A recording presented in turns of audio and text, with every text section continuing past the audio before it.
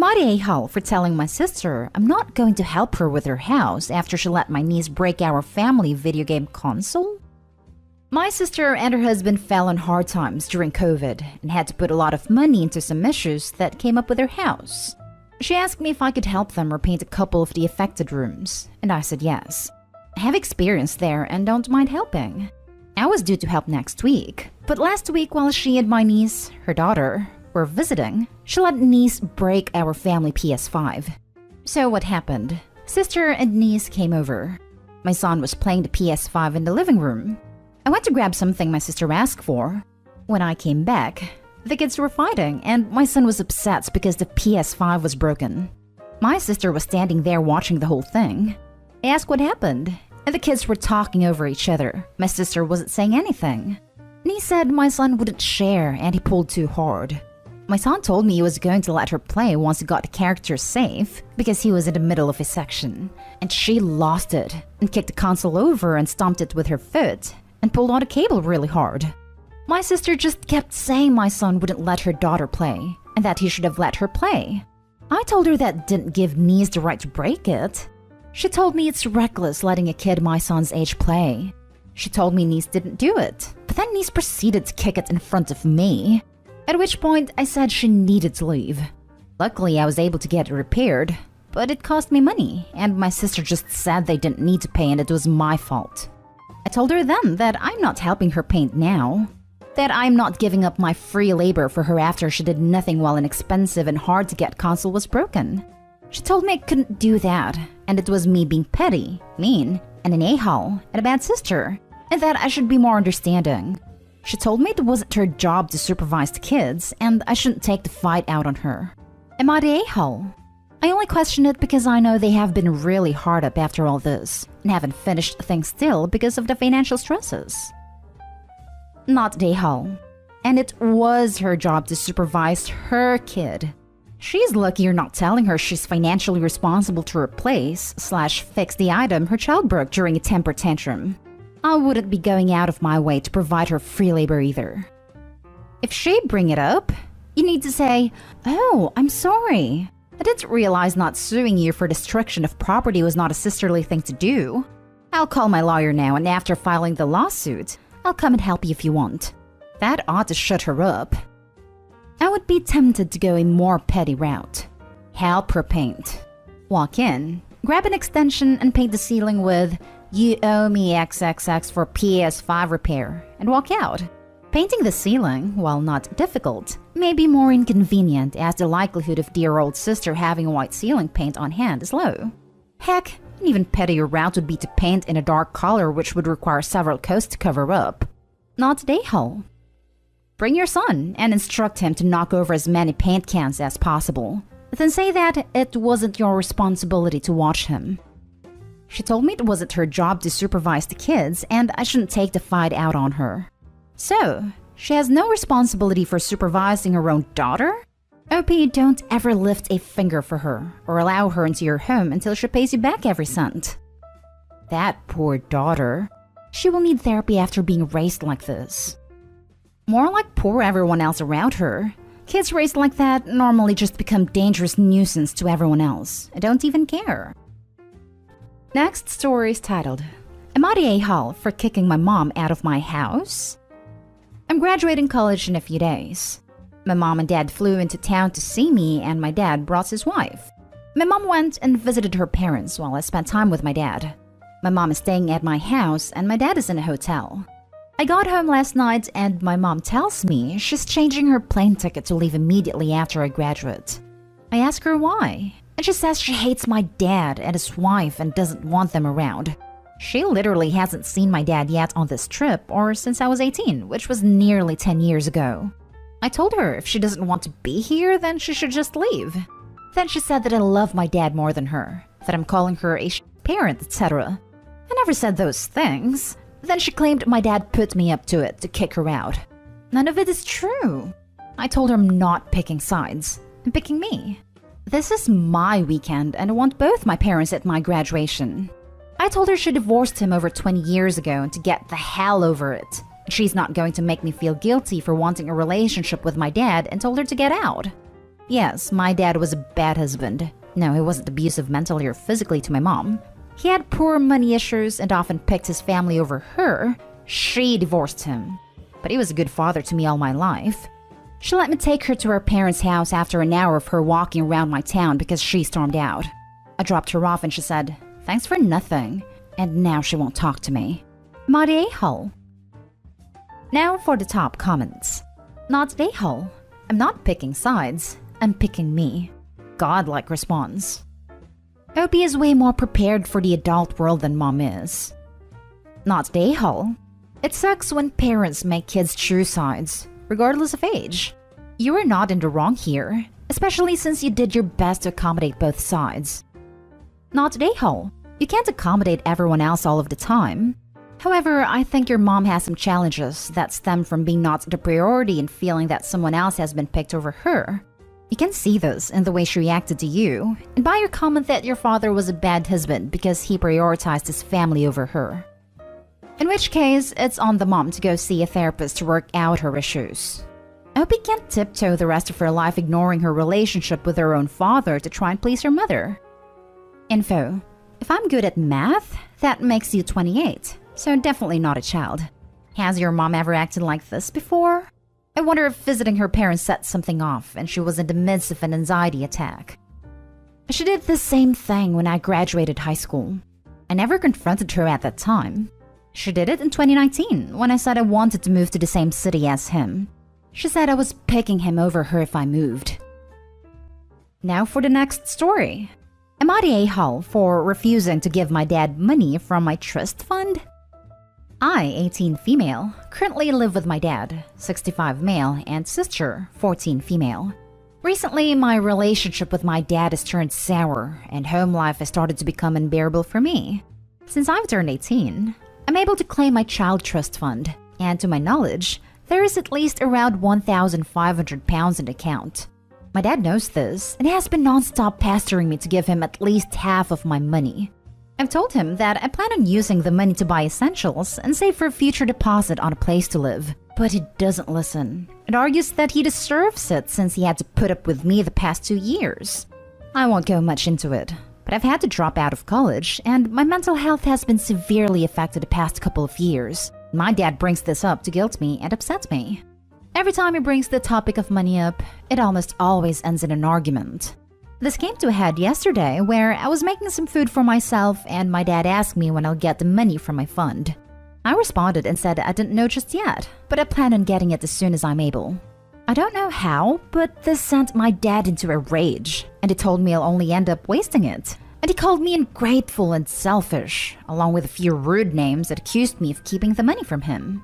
I snapped and told him if he thinks he's entitled to something that belongs to me, then he's the selfish one. And he shouted at me, telling me yet again that he deserves it. And he brought up how he had to look after me when I stayed at home being lazy and not doing anything. He then went on to say that he should have just kicked me out as soon as he could have.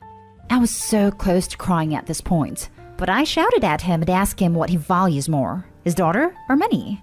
He then told me he didn't value me and wanted the money since he doesn't have any. Since then, I haven't spoken to him, and I'm worried he will actually kick me out if I don't give him any. I've spoken to my boyfriend about this, and he tells me my dad's an a-hole for this and that he doesn't deserve anything from me. While I agree he doesn't deserve it, the money from my trust fund would help my family since we live off of my dad's disability benefits and his pension. So I feel like an a-hole for not giving the money knowing it would really help us out. So Reddit, would I be the a-hole if I kept the money for myself? Now for the top comments. Not the a-hole. Not only is it your money, but the point of a trust is to protect that money from people like your father. The reason that the money releases when you turn 18 is because when you hit the age of majority, he no longer has any legal claim to it. Exactly. Whoever set up the trust for you had the option to give you cash, but instead went through a legal process to ensure that your dad can't access the money. Also, Opie, your dad being an A over money isn't gonna stop if you give in. Next time you get a little bit of cash, he'll be saying the same crap. Not a-hole. And please use the money to get out. How is your dad saying that he took care of you the last 2 years? You were a minor. That's his legal responsibility. He sounds unstable. Leave and never look back. £1,500 isn't really enough to move out, I fear. £1,500 is nothing. He'll have spent that in a week. If you give it to him, do you think he'll suddenly treat you better? Focus on finding a way out. Move in with your boyfriend or find roommates. Call Child Protective Services and see if they can help your younger sister out of there as well. It doesn't sound like a kid-friendly environment. Not at a-hole. Imagine being so broke and so scummy at age 65 that you would harass your own child over a measly £1,500. Now for the last story. Am I the a-hole for taking my kids out to eat McDonald's only after dropping off sister-in-law's kids? Tuesday, my sister-in-law had a doctor's appointment come up that she forgot about. She had nobody to pick the kids up from school and wash them for a couple of hours, and when she asked me, I said yes. I dropped them off with her husband 2.5 hours after school ended. I then went to McDonald's with my kids. Then yesterday, one of my kids mentioned McDonald's and the new toy they got. One of their cousins overheard and told sister-in-law. Sister-in-law went nuts that I waited to take the kids until after and said it would have been a nice treat for them. I told her that given our difference in parenting when it comes to food and eating out, I made it clear a long time ago that I will not be responsible for feeding her kids unless absolutely necessary. So there is history there. My kids are 8 and 4. My niece is 9, and nephews are 8 and 6. Sister-in-law allows the kids to order and eat whatever they like. They control daily meals. They also get free rein in restaurants and fast food places. There's no limit to what they can order. That is not okay for me when they will order crazy amounts, and then not eat it all. So I never gave in, but they will throw tantrums and curse and act out. After 7 different incidents like that in public, and sister-in-law turning a deaf ear, I no longer am willing to do it. An example of what it can be like: took all 5 kids out to McDonald's once with my husband. Husband went to order and niece went with him.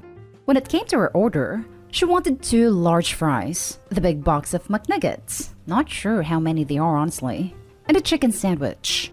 She wanted the biggest drink too, and ice cream. My husband told her it was too much food. She started screaming and saying the boys wanted 2 fries and 2 burgers too. One of the boys said he wanted 2 McMuffins too. Husband and I did our best to calm them and ordered food, but they kept asking for more and we eventually left. That has happened so many times. And sometimes they will ask for a 2nd or 3rd ice cream too. It's the same if we ever tried to feed them at our house. Wouldn't eat what was prepared and wanted to dictate the menu. So we agreed no more. He told his sister before that we are not about to throw away money and cater to insane food requests from kids. It was a tough call for us because the kids are otherwise well behaved, but when it comes to food, they aren't. Sister-in-law said it was mean and hurtful to go to McDonald's after dropping the kids off and they felt left out, and I should be ashamed. She told me only a-holes do that to kids. Am I the a-hole? Not the a-hole. There is no reality in which her reaction is reasonable. Sheesh. In her reality, it probably is. Good God. How emotionally attached are these kids to a freaking fast food restaurant that not going one time is this big of a deal and your sister-in-law is that worked up about it? Is there something more going on here, like the family being poor and not having money to make dinners or something? They've struggled before, but nothing like that ever seems to be going on. They can sure afford to spend a crap ton on waste food. Not an a-hole. Are they obese? Can't even imagine why an 8-year-old would want 2 large fries. I was just pregnant and couldn't eat even half of that while mine was pregnant on a hungry day. No weight issues. They're pretty damn slim, honestly. They wouldn't even really eat half what they order normally, but they still want to order it. Not a-hole. Only a-holes let their kids get so out of control with food that other people refuse to feed them. What you listed from the previous trip to McDonald's was insane. In the 80s, I worked at a McDonald's down the street from a professional football stadium. Sometimes the entire training camp would arrive via bus and order. Not a single one of those players ordered as much food as that child did. I haven't been at McDonald's in years, but last time I was there, the large was 20 chicken McNuggets. That child was ordering more than full-grown professional football players, and then wasting most of it. That is not going to serve her well in life. I wonder what's going to happen when the kids go back to in-school learning and she can't dictate the lunch menu. Or starts unpacking a lunch that size in front of her schoolmates, some who can barely afford their peanut butter sandwich. Oh, they get big lunches. I have seen what they get and what they will normally eat. They don't even eat half, I would say, and that is me being generous. Am I the a-hole for telling my surrogate to stop acting like she was my husband's wife? My husband and I have been together for 5 years. We wanted kids, but because of my health problems, this wasn't possible. So we decided to go with surrogacy, and my friend nominated her sister, Brittany, 29. I agreed right away because I know Brittany and the family. We've set everything up, discussed payment, short and long-term plans, counseling, and doctor appointments. Then we explored IVF and chose a private clinic to get it done. It started after Brittany took a pregnancy test. She only told my husband, though she had both our numbers. She only sent my husband a picture of the test while he was at work and sent me nothing when I gave her my personal contact information, but it was okay.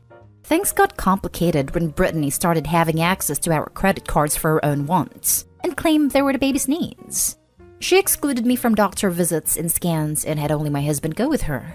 Her excuse was that my husband drives and has time, since I work and unavailable most of the time.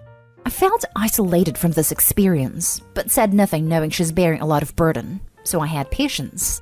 My husband had no idea what was going on and if this was normal, as this was new to us, so we didn't know. She's 7 months in, and last week she had us visit to discuss things that I thought we'd previously agreed on, but she said she changed her mind about, and her mom was there too. I heard Brittany out and was shocked when she gave a list of how things should be from now on, since she said there was a lot of confusion in the past because of me stressing her out by complaining. She requested she get saying things like baby name after I deleted the list of names she sent to my husband. She wanted more access to my husband's credit card / free time to get stuff done at her place. Also, more time with the baby than agreed on. Then I wrapped up by saying only my husband should be with her in the delivery room and use the hospital as excuse. I got up and firmly stated I don't agree on her new terms, and that she had to stop acting like she was my husband's wife and this was their baby. My husband didn't speak till she started crying. He asked me to sit down, but I said I had boundaries, reminded her what her role was and how she overstepped. Her mom went off and said her daughter was being mistreated when she put herself mentally and physically through the most selfless act for us, to make us a family.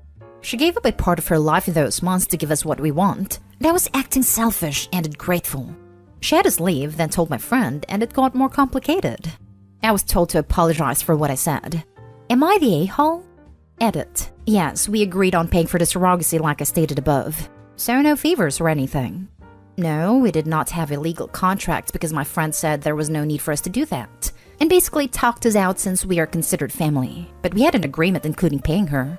Question about whether Brittany had kids of her own. She was a single mom of a 4-year-old who passed away from an accident. She had him at a young age, but she always seemed in good mental and physical health. Now for the top comments. This may be above Reddit's pay grade. Okay, so there's no legal contract. Is there at least a written contract? A voice recording of the agreement? Text? Emails? Anything at all? Lawyer up immediately, Opie. I feel for you. Edit. A lot of people have said, and I agree that something really fishy is going on here. Has Opie answered whose egg this is? How the insemination was done? Why her husband is so okay with Opie being cut out? This could be anything from Brittany seeing an opportunity for a free baby and child support, to Opie's husband and Brittany being on some kind of gross, twisted scheme. There is so little information here that I have just so many questions. I can only sum up this post with oof. I would like to add another oof. Let's add a third oof. Surrogate is a mother to a baby who sadly passed away, so no live babies at the moment. Who in their right mind thought a mother who lost her only baby was a good candidate for surrogacy? Surrogates go through extensive psychological evaluation, and I have serious doubts she would pass. Opie and husband majorly dropped the ball here. Sounds like they let this friend steamroll them into selecting her sister without any pushback at all. No one with Opie's best interest at heart would have pressured her into forgoing a lawyer. Fred is looking out for her sister, and only her sister, and I kinda suspect they're deliberately scamming this couple.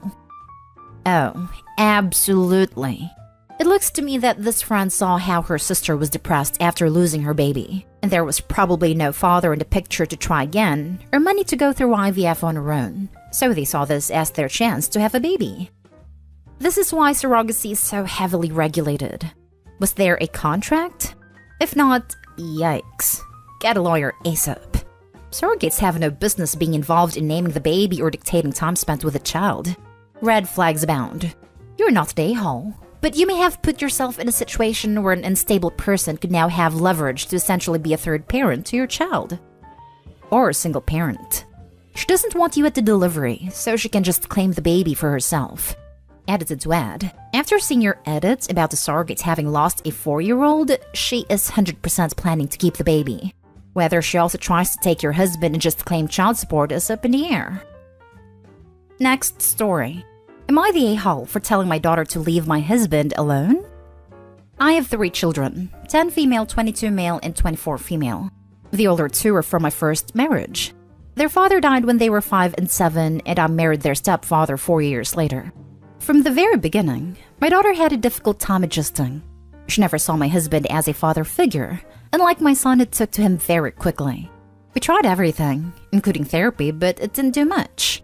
She was rude with him all the way through her teenage years, refused to be parented by him, cussed him out, told him he wasn't her father and that she wanted nothing to do with him, etc. My husband, if I might say so, was incredibly patient. He never pushed too hard, respected her boundaries, and always listened to me when I told him to back off. But he did catch a lot of verbal mistreatment, and I sometimes feel guilty not being stricter with her. She moved out at 18 for college, and we paid for her education. Things have become civil since then, but still cold. Now recently, my daughter has been trying to fix things with her stepfather. She wants to join him and her brother for their monthly fishing trips, but my husband is reluctant. He's not interested in fixing things. He believes his duty is done now that she's an adult, and that he's going to live his life in peace now. My son doesn't care either way. This breaks my heart as I want us to be a proper family. My daughter has been repeatedly asking me to intercede on her behalf, and I have, but it seems like it's only making things more tense. So I told her that maybe it is best to leave him alone. Maybe time will make things better. Or maybe it won't, and that she will have to accept that possibility as well. She says I'm a major a-hole for being so fatalistic. Am I the a-hole? No a-holes here. Sometimes timing sucks and just can't be helped. You are ready to move on with a new husband. That's okay. Your daughter wasn't ready for a new father or a stepfather. That's okay. Your husband did his best. That's good. Your daughter is grown up and is ready to be more mature about things. That's good. Your husband has been hurt in the past and is reluctant to take more emotional risks. That's okay. While time doesn't heal all wounds, time may help here. One can't see the future, but one can have hope. I completely agree. My only suggestion to OP would be rather than her daughter interjecting on an already established bonding activity between son and stepfather, that they try something independent from these trips. Start small, like a movie or craft beer/wine, or museums. Anything that they can both discuss and bond over. A fishing trip is too long, and too much after so little involvement. Any relationship that they develop will need to be on their own terms, and centered on things they have in common. Short activities with lots of neutral things to discuss, example, a museum where you can talk about what you were seeing, are probably the easiest first steps, but not right away. He didn't force her to accept him back then. She can't force him now. This will take time and effort. It's not as easy or simple as her suddenly joining the fishing trips and pretending everything's cool. Not a hall for supporting your husband's boundaries and emotional health. Sure, except one was a child, processing serious grief. That's true.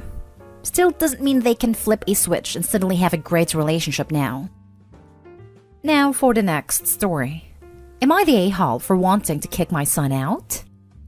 My husband and I have 6 kids. Elizabeth 20, Thomas 18, Addie 10, Olivia 8, Michael 7, and Grayson 3. My husband and I made a rule for our kids that once they turn 18/graduate high school, they have 3 options. 1, go to college and live rent-free. 2, get a job and pay rent. 3, move out. With either option, if you live at home, you'll be expected to do chores, which does occasionally include babysitting or driving the younger kids somewhere. We give them until the start of the next school year to figure it out. Elizabeth has never had a problem with this. She's about to start her 4th year of college, and when she's not in school, she babysits twice a week to help us out. She's great with her siblings and generally has a good attitude. Thomas is a completely different story, though. He told us he wants to take a year off before college to relax and figure out what he wants to do. We said okay, and reminded him that if he still wants to live here, he needs to get a job and pay rent. We're not asking for anything crazy. A part-time job at Burger King is fine with us, as long as he's able to contribute. He got a part-time job at a deli making approximately $1,000 to $1,500 a month, and we charge him $300 a month. The problem is he's been refusing to do any chores since he pays rent. He is also rude to me by younger kids, especially Addie. Addie has anxiety, SPD and dyspraxia, and is very clumsy. If she drops or spills anything near him, he screams at her and curses her out. If I ask him to watch a couple of the kids so I can take 1 or 2 to an appointment, he yells at me for making him parent my kids, and tells me I need to step up instead of relying on him and their nanny. Honestly, I'm getting tired of his attitude. And Addie's scared to eat or drink in the same room as him because she's scared of getting yelled at. I talked to my husband about kicking him out, and he agrees that Thomas needs to help out around the house and be nicer to me and the kids. But he thinks kicking him out is too harsh since we live in an area with a high cost of living, and he doesn't make enough to support himself. Am I the a-hole for wanting to kick him out? Now for the comments. Not the a-hole. My siblings and I grew up under these same rules. What my mom did to my brother was build him the costs he would actually be paying in the real world if he was living in the same setup with roommates instead of family, including laundry and maid services, electricity, water, phone service, meal service, etc. She walked him through the bill and explained why each portion was owed, and then told him he could reduce his bill by instead of paying mom to do his laundry or cleaning or cooking, he could do it himself and save those costs.